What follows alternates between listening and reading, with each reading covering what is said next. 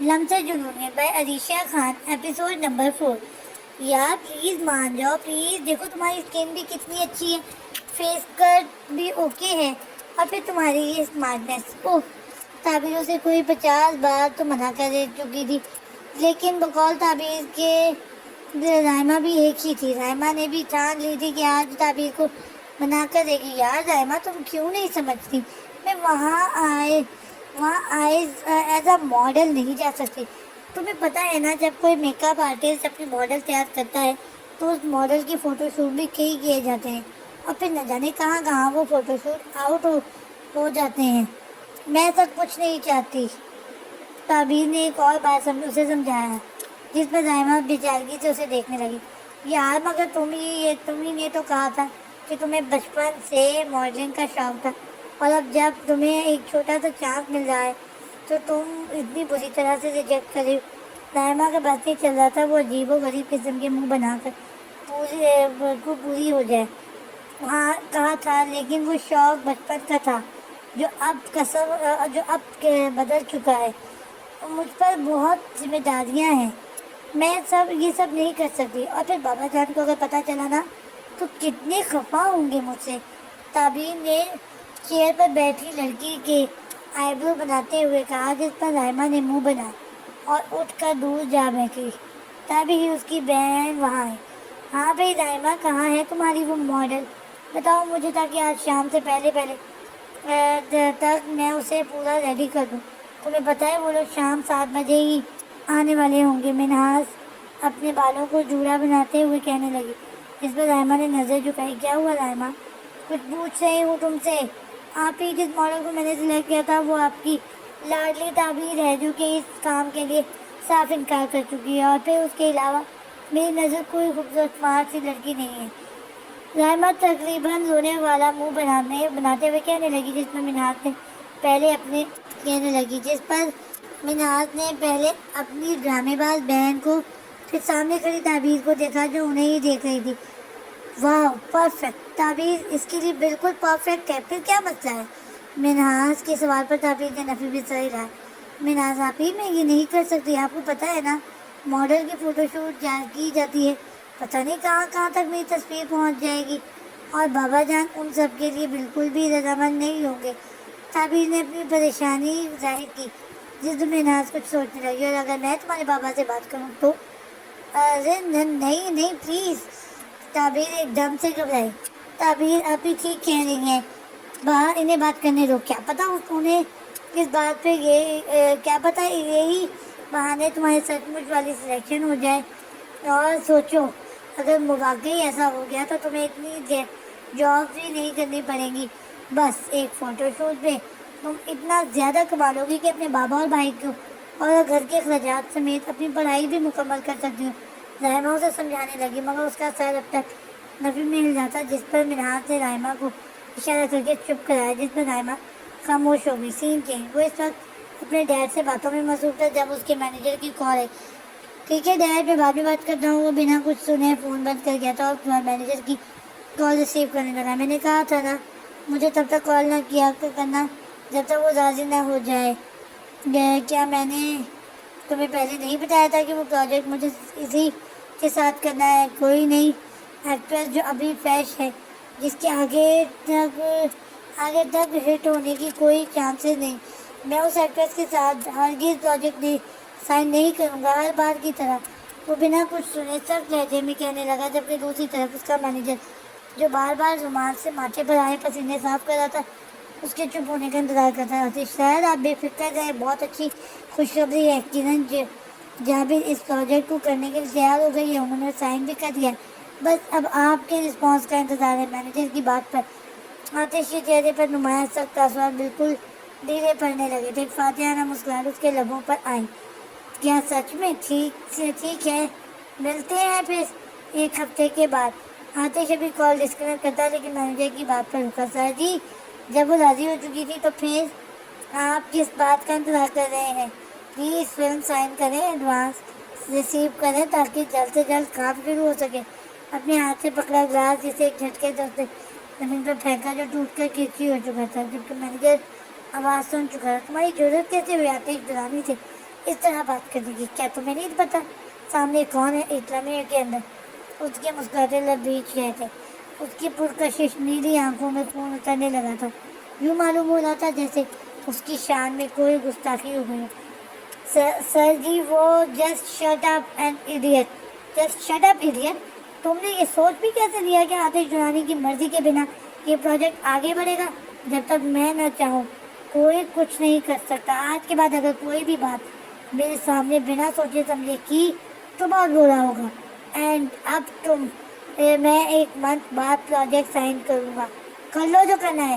مائی fit stupid, وہ غصے سے کہتا ہوا کال ڈسکنیکٹ کر گیا، جبکہ اب مینیجر پچھتا رہا تھا کہ آخر اس نے آتش کے سامنے اپنی زبان کو لگام کیوں نہیں دیا۔ اب اسے اس پروڈکشن کے لیے پورے 1 مہینے کا انتظار کرنا پڑے گا، کیونکہ وہ آتش جولانی تھا، جو وہ کہتا تھا وہ ٹھان لیتا تھا اور وہی کرتا تھا۔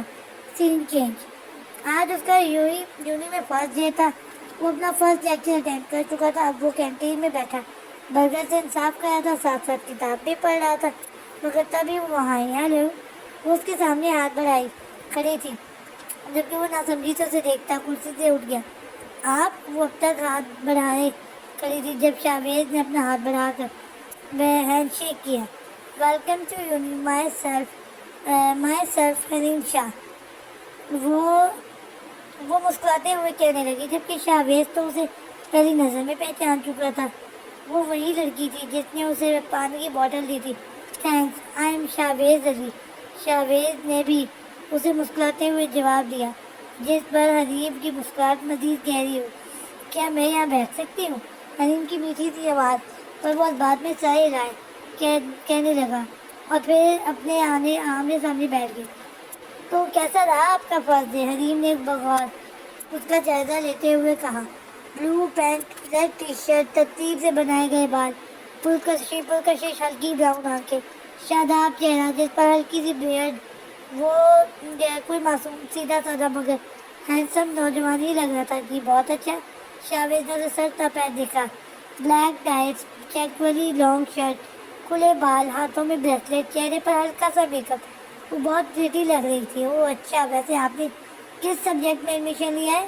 میں FAC کا اسٹوڈنٹ، فرسٹ سیمسٹر اسٹارٹ الحمدللہ، شاویز کی نرم لہجے میں کہے گئے الفاظوں پر حلیم نے جواب پر مسکراہٹ دی۔ آپ کچھ آرڈر نہیں کریں گی؟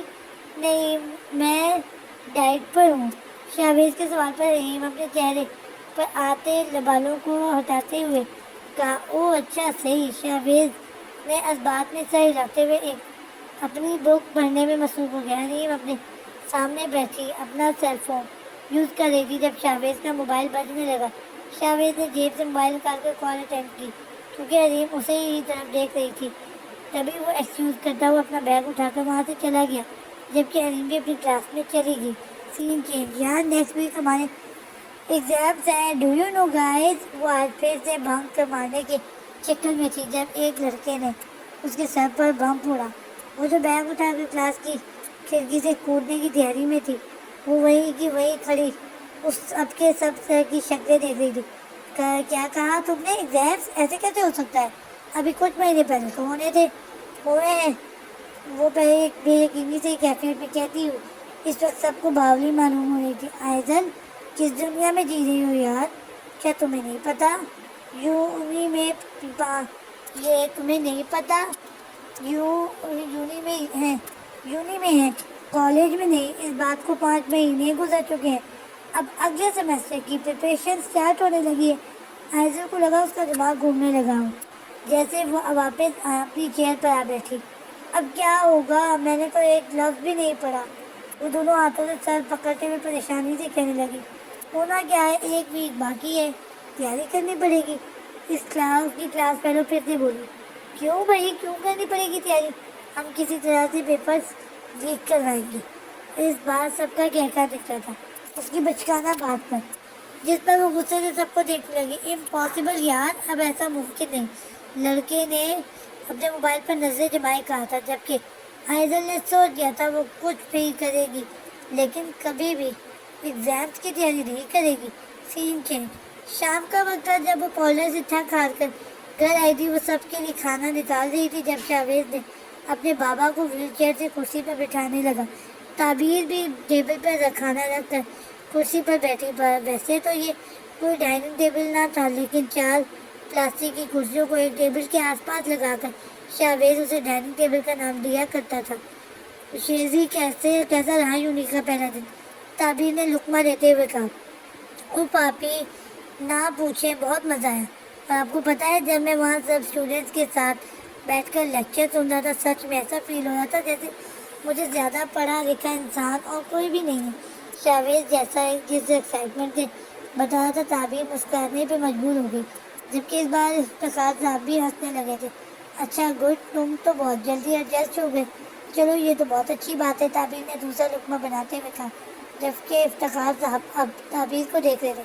بابا جان کچھ چاہیے آپ کو؟ تعبیر نے جب انہیں اپنی طرف متوجہ پایا تو مخاطب ہوئی، ایک ضروری بات کرنی ہے، کھانے کی بات کریں گے۔ تعبیر کو تجسس میں ڈال کر کھانے میں مصروف ہو گئے، جبکہ تعبیر اور شاہویز ایک دوسرے کو دیکھ رہے تھے۔ سین چینج، پڑھائی پڑھائی پڑھائی۔ عجیب دماغ خراب کر رکھا ہے ان ظالموں نے۔ ڈیڈ کو بھی پتا نہیں کہ اس نے مشورہ دیا تھا کہ مجھے پڑھائیں، مجھے کون سا کچھ دن جانا ہے، کچھ بن جانا ہے۔ وہ آج پھر سے یونی کی دیوار سے کود رہی تھی۔ وہ تقریباً دیوار سے پر چڑھ تو گئی تھی، لیکن خود کلامی کرتے ہوئے اس نے بنا دیکھے دوسری طرف چھلانگ لگائی۔ وہ سیدھا اس کی گود میں آ گئی تھی، جو یونی کی دیوار سے پشت لگائے پیر پھیلائے بیٹھا سگریٹ نوشی کرنے میں مصروف تھا۔ اچانک اسے اپنی گود بھاری دیکھ کر چونکا، جبکہ آئزل جو اب تک اس کی گود میں الٹے منہ گری تھی، اس شخص کو دیکھ کر ہکا بکا رہ گئی، جبکہ وہ اسے آنکھیں چھوٹی کرتے ہوئے گھور رہا تھا۔ تم یہاں؟ وہ جو اس کی گود میں الٹے منہ پڑی ہوئی تھی اسے دیکھ کر اچانک اٹھ بیٹھی، جبکہ جو آئزل کے اچانک والے دھکے سے اپنا سگریٹ زمین بوس ہوتا دیکھ رہا تھا، اب اسے گھورنے لگا، جبکہ وہ اب تک اس کی گود میں ہی تھی۔ تمہارا پرابلم کیا ہے؟ سکون سے نہیں رہ سکتی تم ایک جگہ؟ اٹھی گہری کالی آنکھوں کو اس کی ہلکی براؤن آنکھوں میں گارتے ہوئے دھاڑا، جس پر آنکھیں نکال کر اسے گھورنے لگا۔ وہ جس طرف سے سامنے گری سگریٹ کو دیکھ رہا تھا، وہ سمجھ چکی تھی وہ پھر سے اس سے حساب مانگے گا۔ تمہارے ساتھ کیا پرابلم ہے آپ؟ یونیورسٹی کی دیوار کے ساتھ لگے بیٹھے کون سگریٹ پھونکتا ہے؟ برے کام خود کرتے ہیں کہتے ہمیں ہیں۔ وہ اسی کی گود میں بیٹھی اسے ہی آنکھیں دکھا رہی تھی۔ زریز نے ہاتھ باندھ کر اسے گھورا۔ او اچھا، اور تم جو روز یونی سے بنک مارتی ہو، اس میں کتنے نفلوں کا ثواب ملتا ہے تمہیں ذرا بتانا مجھے؟ زریز نے اسی کے انداز میں کہا، جس پر آئزل نے نظروں کا رخ بدلا۔ جو بھی، کم از کم تمہاری طرح تو ایسی حرکت نہیں کرتی۔ وہ اسے پھر سے آنکھیں دکھانے لگی تھی، جبکہ اس بار زریز اس سے الگ نظروں سے دیکھنے لگا تھا، بہت غور سے، جیسے اس نے کچھ نوٹ کیا ہو۔ کیا ہوا؟ ایسے کیوں گھور رہے؟ آنکھیں نیچی کرو، وہ اسے انگلی دکھاتے ہوئے کہنے لگی، مگر وہ اب تک اسے دیکھ رہا تھا۔ تو ایک بار آئزل کو کچھ عجیب سا محسوس ہونے لگا۔ ایک تو اتنی ہمت کر کے وہ اسے برہم دکھا رہی تھی، مگر سامنے بیٹھا شخص اپنی نگاہوں سے اسے نظر جھکانے پہ مجبور کر رہا تھا۔ تو مجھے ایسے کیوں دیکھ؟ ابھی وہ مزید کچھ کہتی جب زریز نے اسے کمر سے پکڑ کر اپنی طرف کھینچا، جس سے اس کا چہرہ تقریباً ٹکرایا ہی تھا۔ وہ اس کی گھنی زلفوں تلے چھپ سا گیا، اس کی نظریں ٹکرائیں۔ تبھی زریز کی گرم چلستی سانسیں اس کے صاف شفاف چاند جیسے چہرے کو مزید جھلسا رہی تھی۔ اگر کوئی لڑکی اس طرح سے کسی کی باہوں میں بیٹھی آنکھیں لڑا رہی ہو تو کوئی پاگل ہی ہوگا جو صرف دیکھنے سے گریز کرے گا۔ زریز کا لہجہ شدت کی آخری حد کو چھو رہا تھا، جبکہ آئزل اب تک اسے ہی دیکھ رہی تھی۔ اگر اس کا حلیہ کچھ ڈھنگ کا ہوتا، شاید وہ کوئی ہیرو ہی معلوم ہوتا۔ آئزل کو خود میں کھویا ہوا دیکھ کر زریز کے لب مسکرائے، اور اسی ہی لمحوں میں آئزل کی نگاہ اس کے ہلکے سیاہ لبوں پر گئی تھی۔ اس کی مسکراہٹ میں اتنی کھو گئی تھی کہ اس دنیا جہاں کی کوئی پرواہ ہی نہ تھی۔ اسے تو یہ بھی پرواہ نہیں تھی کہ وہ اب تک اس غیر شخص کی باہوں میں تھی۔ اوہ میڈم، لگتا ہے میری باہوں میں تمہیں رہنا کچھ زیادہ ہی پسند ہے۔ اس کی کان کے قریب سرگوشی کرنے لگا، جبکہ اس کے تپتے لبوں نے آئزل کے کان کی لو کو چھوا تھا، جس سے آئزل تھوڑی سہمی تھی، مگر اس کے الفاظوں پہ ہوش میں آئی تھی اور اس کے چوڑے سینے پہ ہاتھ مار کر دور ہونے لگی۔ ویسے اگر چاہو تو رہ سکتی ہوں، مگر مجھے کوئی اعتراض نہیں ہے، مس सुरेश ने उसे जिताने वाले अंदाज में कहा, जबकि आइजल दांत बेचते हुए उसकी गोद से उठ खड़ी हुई और साथ ही सुरेश भी अपने इंतहा के फकीर हुलिये को संभालते हुए उठा। मैडम साहब, वो पहले ही उसे अपने आखिरी अल्फाज पर तपा चुका था। वो मजीद उसकी शक्ल देखने की बर्दाश्त नहीं रखती थी। आइजल ने खूंखार नजरों से घूरा और अपनी जेब से गोल्ड लेस का पैक निकाल कर उसकी तरफ उछाला, जिसे वो थाम गया। आइजल बिना कुछ कहे अपनी गाड़ी की तरफ बढ़ने लगी। जब उसकी आवाज़ पर शिकदम रुके, मैडम ये तो फेल है, जबकि कुछ देर पहले गुजरे हुए वाक़ये के मुताबिक आपने मेरा एक सिगरेट ज़ाया किया है, तो मैं इसमें से एक ही लूँगा। वो न जाने क्यों उसके सामने इतना इंसाफ पसंद बनता था, मगर इस बार आइजल ने भी कसम खा रखी थी कि वो पीछे पलट कर देखेगी ही नहीं। आई थिंक आपने सुना नहीं, मैंने कुछ कहा है। उसके बढ़ते कदमों को देखता हुआ उसके पीछे आया, मगर वो तेज़ी से गाड़ी में बैठ के गाड़ी स्टार्ट कर गई, जबकि वो उसकी शीशे की तरफ आए। इतनी मेहरबानी का क्या मतलब समझो? सुरेश ने सवालिया नजरों से उसे देखा, जिसके चेहरे पर इतने सख्त आसमान थे। एहसान समझो, एहसान। बस आज के बाद अपनी शक्ल मत दिखाना, बहुत मेहरबानी होगी। वो सख्त लहजे में कहती हुई गाड़ी यूं ही स्टार्ट करके वहाँ से चली गई, जबकि वो सर को जाता उसे जाता देखता रहा। एहसान और सुरेश, नो वे। सुरेश दुरानी सिर्फ एहसान करना जानता है, लेना नहीं।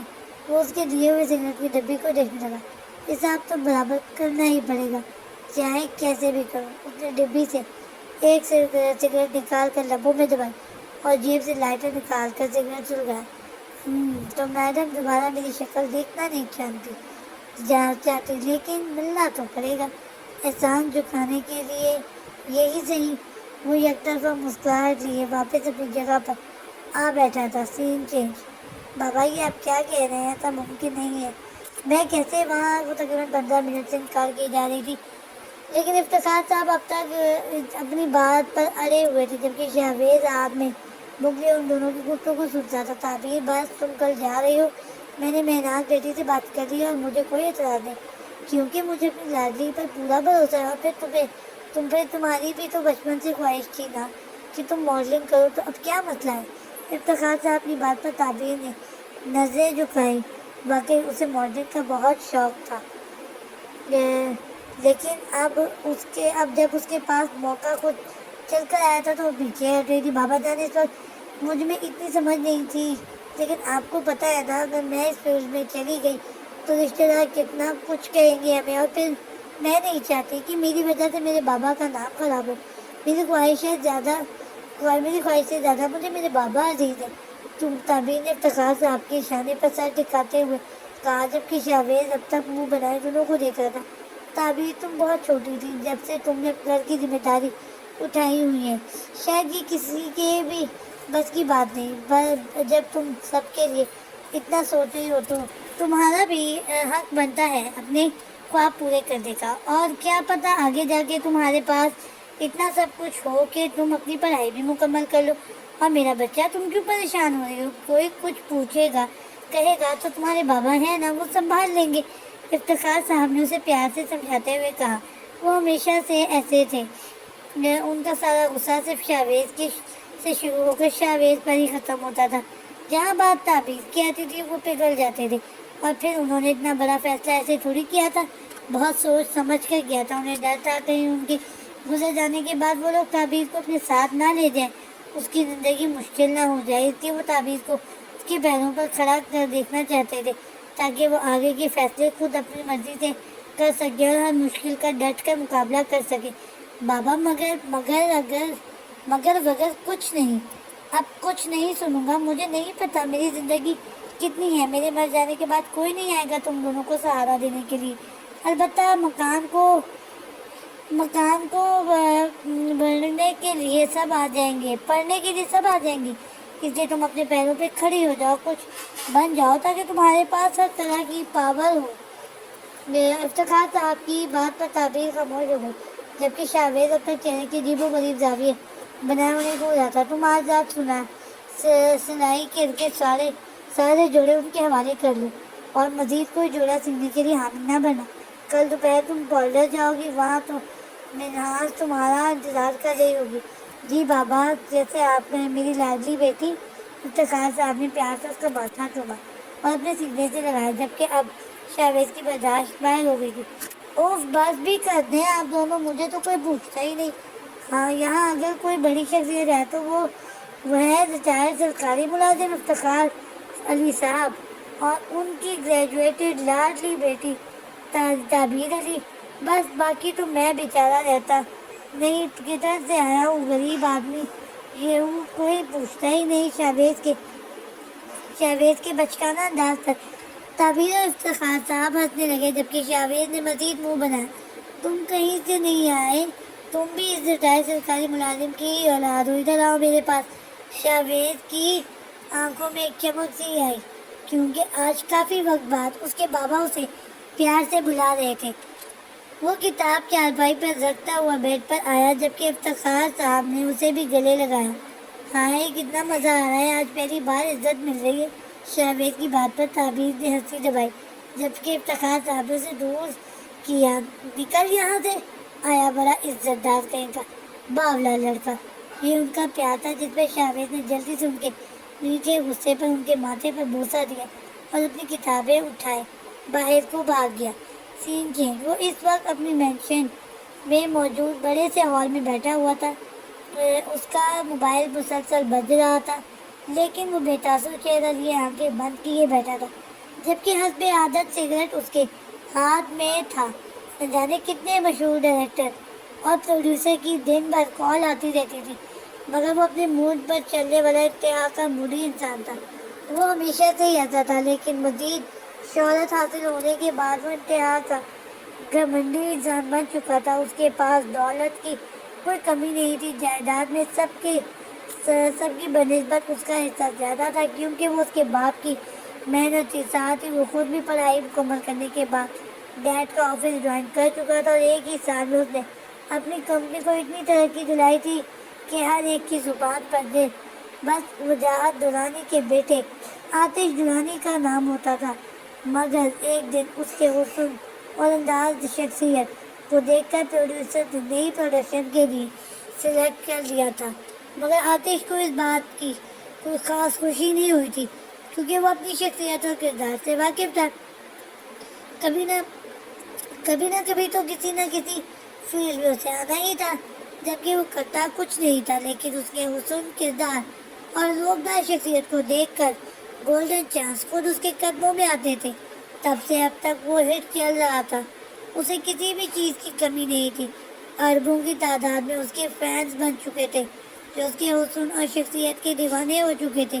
نہ جانے کتنے چینل والوں نے اسے اپنے شو میں بلایا تھا، جہاں اس کی شخصیت اور حسن کے کافی چرچے بھی ہوئے تھے۔